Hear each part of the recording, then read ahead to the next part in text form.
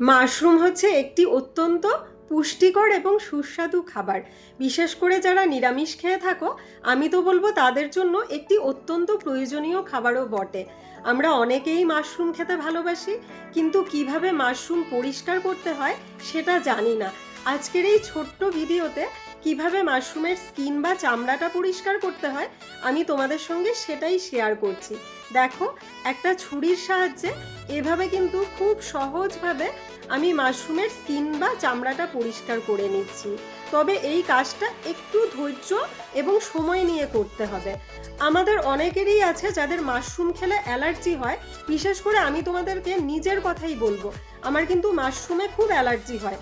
যখন আমি বাইরে হোটেল বা রেস্টুরেন্টে মাশরুম খেয়ে থাকি, অবধারিতভাবে আমার অ্যালার্জি বেরোয়। কিন্তু আমি দেখেছি বাড়িতে যখন এভাবে মাশরুমের স্কিন বা চামড়াটা পরিষ্কার করে মাশরুমের কোনো পদ আমি রান্না করে খাই, তখন কিন্তু কখনোই অ্যালার্জি বেরোয় না।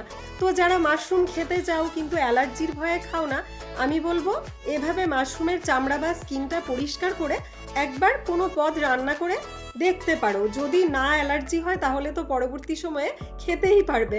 তো যাই হোক, একটু সময় বা ধৈর্য নিয়ে কিন্তু আমি এক প্যাকেট মাশরুম মোটামুটি 20-25 মিনিটের মধ্যে পরিষ্কার করে ফেলেছি। পরের দিন রান্না করার থাকলে আমি বলবো আগের দিন বিকেলবেলা একটু ধৈর্য নিয়ে কাজটা করে নিও। তো দেখো, এভাবে কিন্তু পুরো এক প্যাকেট মাশরুম আমার পরিষ্কার করা হয়ে গেছে।